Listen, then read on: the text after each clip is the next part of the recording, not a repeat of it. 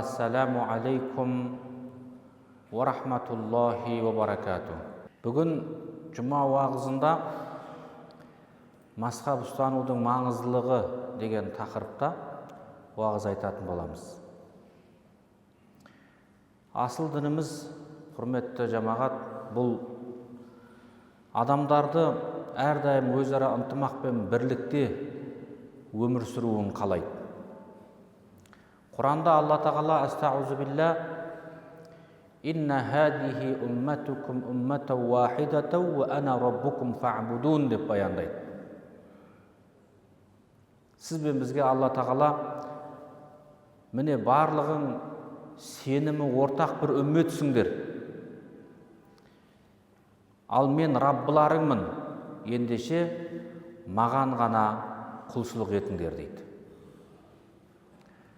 Пайғамбарымыз саллаллаху алейхи ва саллям осы тақырыпқа қатысты өзінің хадисінде ла табағаду ва ла тахасаду ва ла тадабару ва куну ибадаллахи ихвана. Бір-біріңді жек көрмеңдер дейді. Бір-біріңе көре алмаушылық жасамаңдар. Бір-біріңнен теріс айналмаңдар. Ей Алланың құлдары, бір-бірлеріңе бауыр болыңдар дейді. Мұсылман жамағатының бірлікте болуына міне осы мазхаб қызмет етеді. Мазхаб сөзі не бұл? Бұл сөздікте жол, бағыт, көзқарас. Ал шариғатта белгілі бір тәсіл, ережелер арқылы Құран мен сүннеттен шыққан үкімдер мен көзқарастардың жиынтығы. Басында байқасаңыз, белгілі бір тәсілдер мен ережелер арқылы деп отыр. Демек, белгілі бір ереже тәсілге сүйене отырып, Құран мен хадистен шығатын үкімдердің, пәтуалардың, көзқарастардың жиынтығы, құрметті жамағат. Демек, мазхаб деген бұл бөліну емес. Керісінше, шариғат үкімін әркім өз бетінше амал етпес үшін бір көрсетілген жол, бағыт. Міне біз бұны солай түсінуіміз керек. Қазіргі таңда әлем бойынша білесіздер, мойындалған 4 мазхаб бар. Бұл Ханафи, Шафиғи, Хамбали, Малики мазхабтар. Біздің ата-бабаларымыз әу бастан осы Ханафи мазхабын ұстанды. Сол бір мазхабта құлшылық ғибадаттарын, діни рәсімдерін орындағандықтан мұсылмандардың, біздің ата-бабаларымыздың уақытында діни мәселеде ешқандай алауыздық болған жоқ. Бурай Алтынсарин бабамыз мұсылманшылықтың тұтқасы деген еңбегінде осы мазхаб туралы бір керемет ой айтады. Қараңыз, Бурай Алтынсарин бабамызды көп адам ағартушы деп біледі. Алғашқы қазақтың мектебін ашқан ағартушы деп біледі. Міне сол кісінің қараңыз мазхаб туралы айтқан пікірі. Мүжтәһид ғұламалар арасында ұлықтары 4 дейді. Яғни 4 мүжтәһид ғалым бар деп тұр. Олар имам Ағзам, имам Малик, имам Шафиғи, имам Ахмад. Бұл 4-еуі шариғат мәнісін толық тексеріп, халыққа түсіндіріп берді дейді. Біз сол 4 имамның ішінде имам Ағзам мазхабында боламыз. Яғни имам Ағзамның үйреткен шариғаты бойынша іс етеміз деп жазған. Мұны қараңыз, сол заманда осы мазхаб туралы бір түсінік беріп кетіп жатыр. Кім білсін, сол уақыттарда бір мәселелер туындады ма екен? Міне қараңыз. Демек, қадірменді бауырлар, құрметті жамағат, біздің ата-бабаларымыздың осы мазхаб ұстанғандығының несі? Бұл бір дәлелі.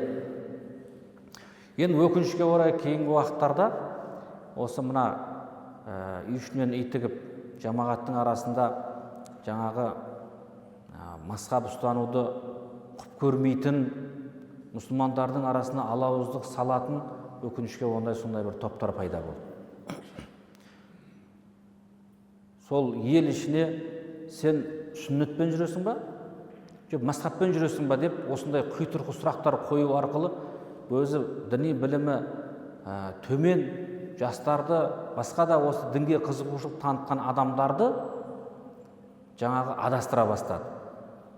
Кейбіреулер шынында да жаңағы әрине бәрі де қайнар бұлақтан жаңағы ақпаратты алғысы келген болып, адасушылыққа түсіп қалғандар да болды. Міне сондықтан осы тақырып төңірегіндегі бір қатар сұрақтарға бүгін тоқталып өтейік. Бірінші, мазхабпен жүресің бе, әлде сүннетпен жүресің бе деген сұрақ. Бұл әсілі мазхаб ұстану бұл сүннеттен тыс бір бидғат деген, бидғат амал дегенді жаңағы ойды айтқысы келіп отыр. Әсілі бұл сұрақтың өзі дұрыс емес. Неге? Университеттің жоғары оқу орнының құрылымын білмейтін адам өзі бір білгірсініп былай деп сұрақ қойса, сен университетте оқисың ба, жоқ факультетте оқисың ба десе, бұл қаншалықты дұрыс сұрақ болады? Бұл екеуі ажырамас бір нәрсе ғой, дұрыс па? Сол сияқты мысырлық ғалым Мұхаммед Ғазали айтады, менен бір кісі келіп, сен пайғамбарға ересің ба, Абу Ханифаға ересің ба деп сұрады дейді. Сонда Мұхаммед Ғазали былай деп жауап бердім дейді. Пайғамбарымыз саллаллаху алейхи уассаламның сөзіне имам Абу Ханифаның түсіндіргені бойынша еремін.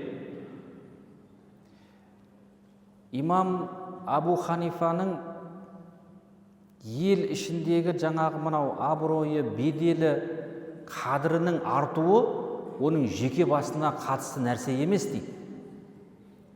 Оның қадірінің, абыройының, беделінің артуы оның жаңағы зерттеген дін ғылымына байланысты және пайғамбарымыз саллаллаху алейхи уассалам қалдырған жолмен жүруіне байланысты ғана дейді. Имам Ағзамның сол мына осыншалықты беделге, осындай қадірлі болуы, құрметті жамағат, оның жеке басына қатысты емес, осы мына пайғамбар саллаллаху алейхи уассаламның не екен? Соның жолмен жүргеніне байланысты дейді.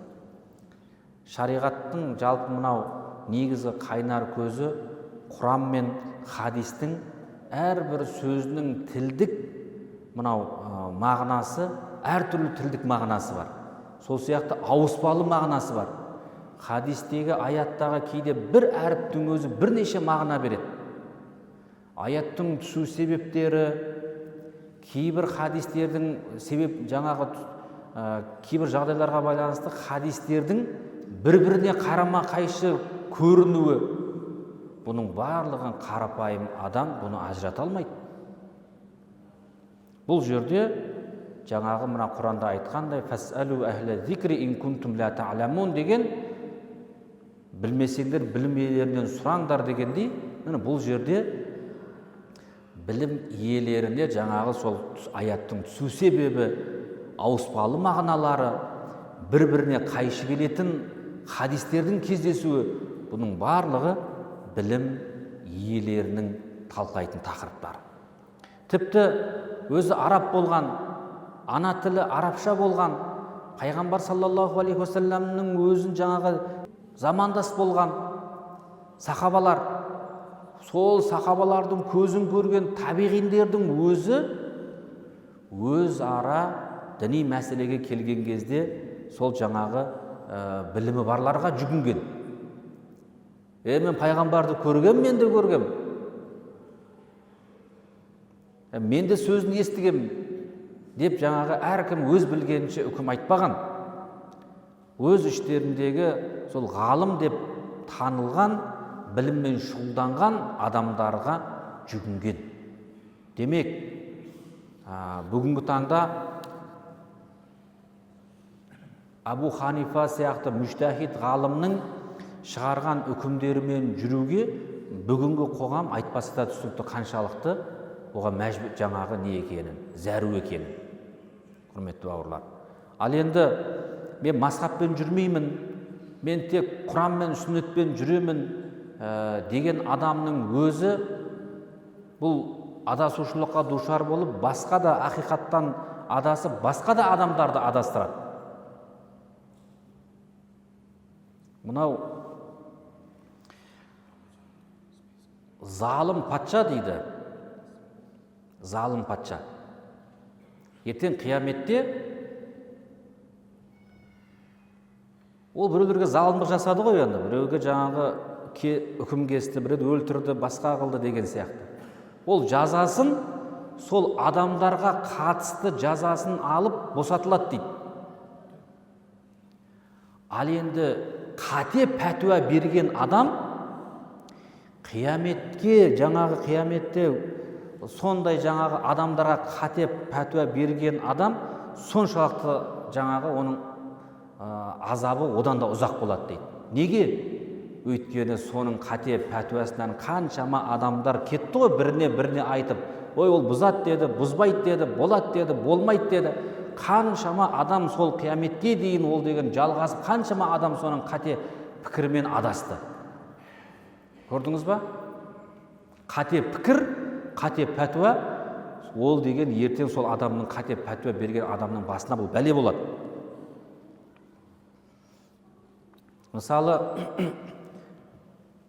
қарапайым ғана мынау физика ғылымында өзінің білгірлері анықтаған бір формулалар бар.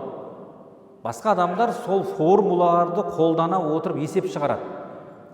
Енді ол формуланы мойындамаймын деген адам сол физика саласының жаңа ғалымдары ойлап тапқан формуладан да мықты бір формула ойлап табу керек өзі. Сөйтіп өзі сол формула бойынша есеп шығару керек. Олай жасай алмаса, ол бәрібір ананың бірінші шығарған формулаға қолданады ол. Сол сияқты мазхаб ұстанбаймын деген адамның да сөзі осыған ұқсас, құрметті бауырлар. Имам Ағзам бірде пайғамбар саллаллаху алейхи уассаламның ұрпағы Мұхаммед Бәкир деген кісімен Мәдина қаласында жолығып қалады. Сөйтіп Мұхаммед Бәкір айтады: сіз жаңағы Алла елшісінің дінін бұрмалап, одан жеткен хадистерді қиястан төмен қойып жүр дегені рас па деп сұрайды. Сонда Абу Ханифа, Алла сақтасын, олай болу мүмкін емес дейді. Сөйтіп, сізге сұрақ қойсам бола ма? Иә, сұраңыз дейді. Сөйтіп айтады: әйел әлсіз ба, еркек әлсіз ба дейді. Мұхаммед Бәкір айтады: әйел әлсіз дейді. Енді сол әйелге әкесінің мұрасынан қанша үлес беріледі дейді. Еркекке 2 үлес, әйелге 1 үлес дейді. Егер мен логикамен осы сіз айтқандай әйел әлсіз ғой, сондықтан ол көп мұра алуға міндетті, оған тиесілі деп, 2 үлес әйелге деп мен өйтіп үкім шығарған жоқпын ғой. Пайғамбар сөзі бұл, жаңағы еркекке 2 үлес, әйелге 1 үлес деген. Мен бұл шариғатты өзгерткен жоқпын дейді. Екінші, намаз абзал ма, ораза абзал ма дейді. Мұхаммед Бәкір: әрине намаз абзал дейді. Онда мен дін бұзар болсам, анау жаңағы етеккірінен тазарған әйелге намаздың қазасын өтеп, намаз жоғары болған үшін намаздың қазасын өтеп, оразаның қазасын өтемей-ақ қой деп айтатын едім дейді. Мен олай үкім берген жоқпын, мен олай қияс жасаған жоқпын дейді. Яғни шариғаттың негізі болған Құран қағидасы мен хадис жаңағы мына ұстанымдарынан аттап кеткен жоқпын дейді. Үшінші, зәр ласпа, шәует ласпа дейді. Әрине зәр лас дейді.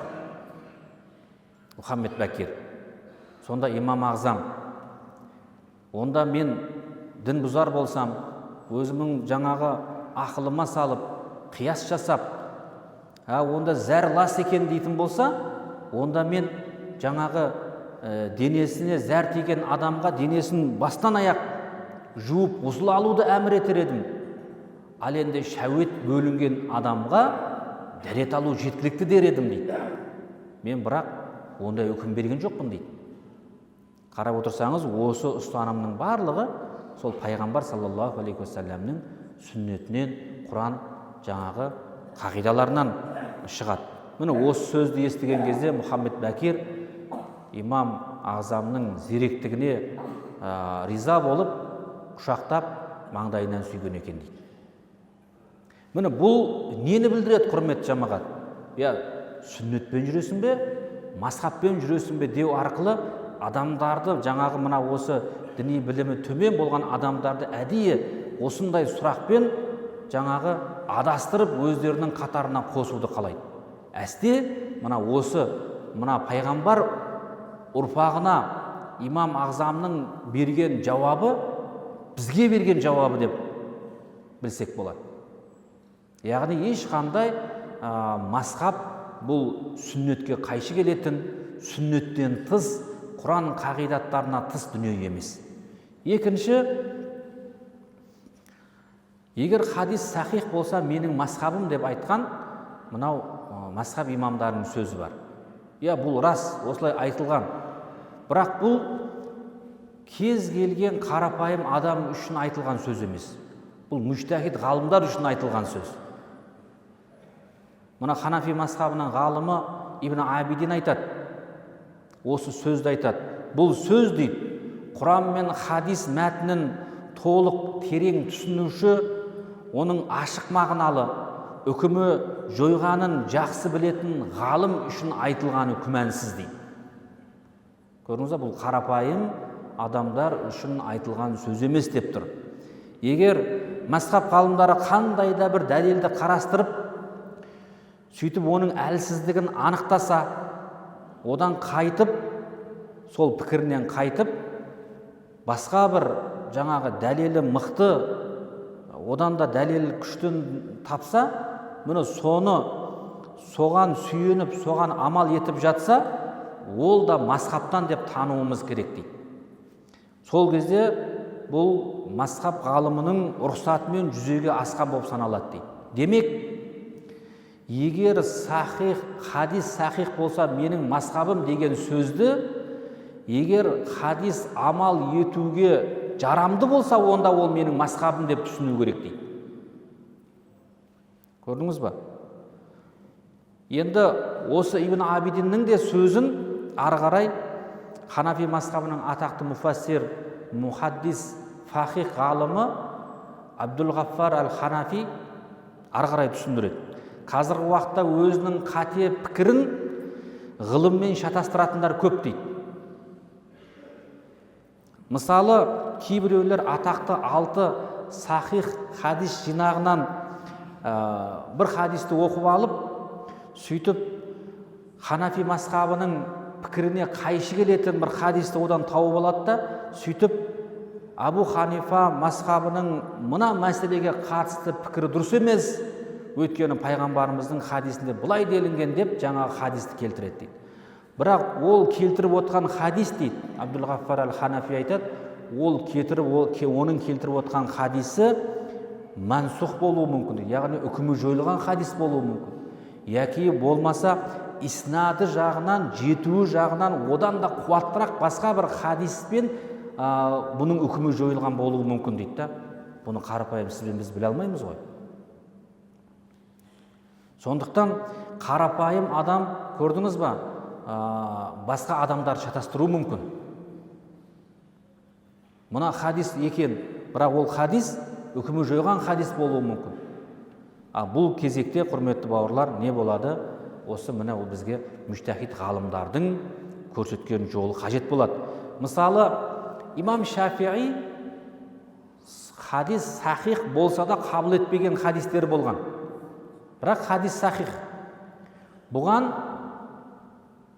қарсы шыққан өзінің шәкірттері болған екен.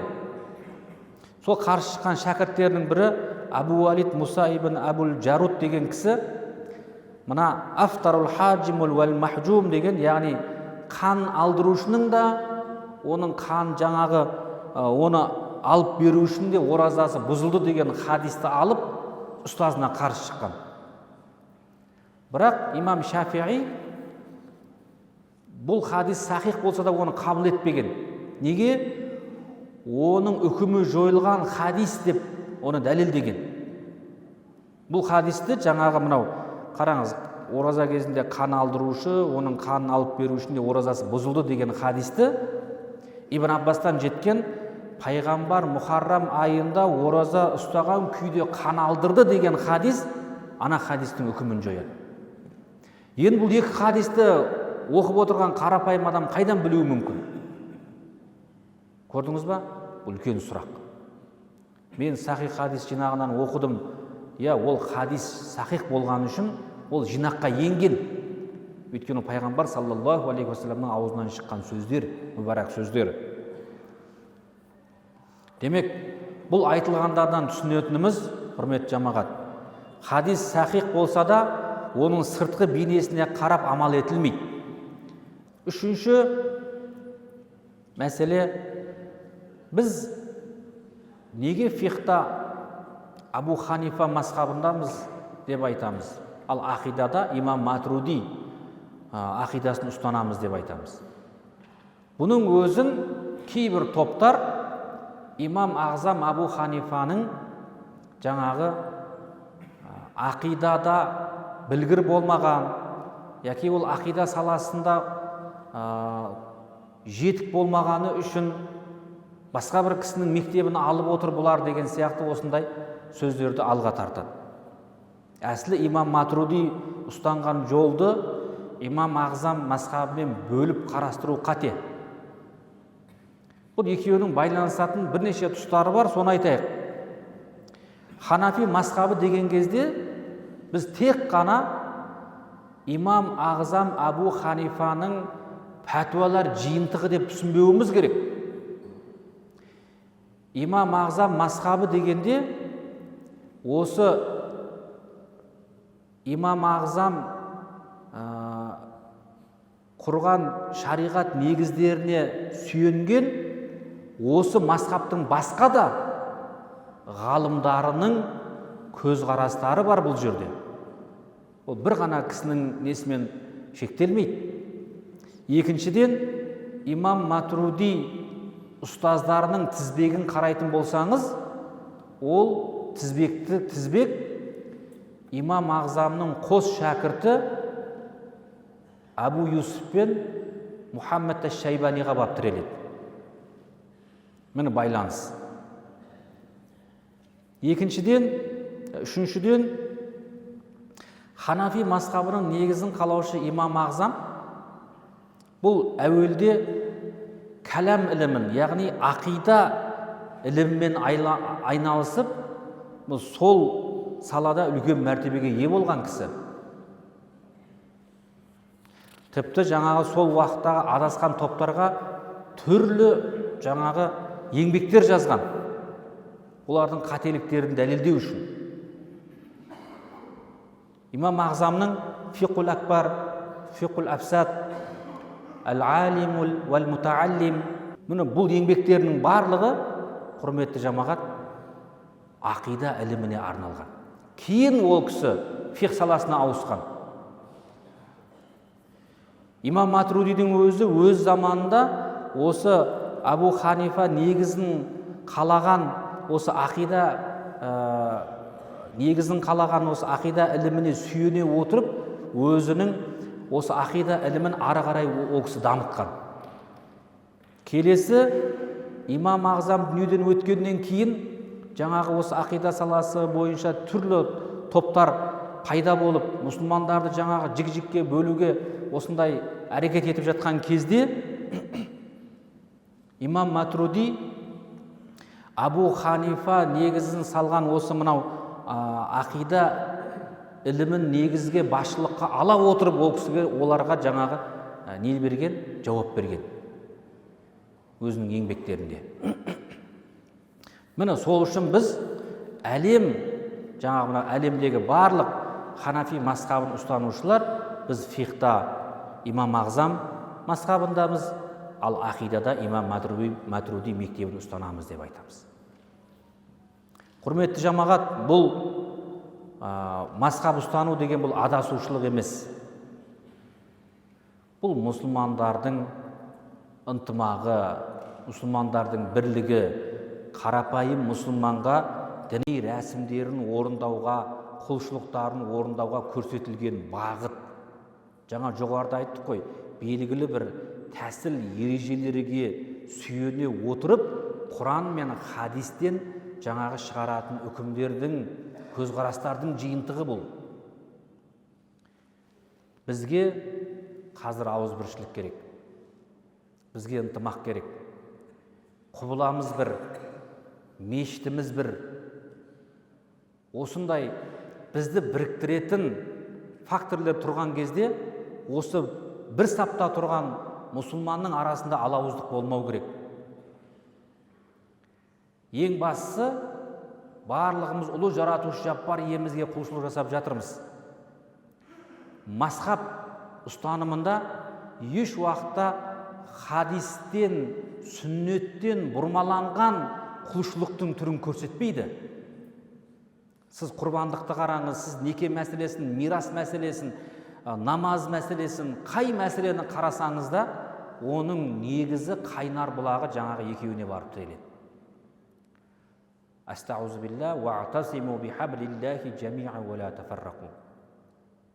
Құранда Алла тағала не дейді? Түп түгел Алланың жібіне, яғни дініне жабысыңдар да бөлінбеңдер дейді. Осы ынтымағымыздан, бірлігімізден құрметті жамағат айырмасын. Мазхаб бойынша мынау әлі де жамағатты, әсіресе жастарды осы бұрмалауға тырысатын топтарға Алла тағала хидаят берсін.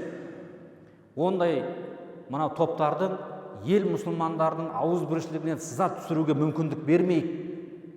Әрбірден соң әрбіріміз ақыл иесіміз.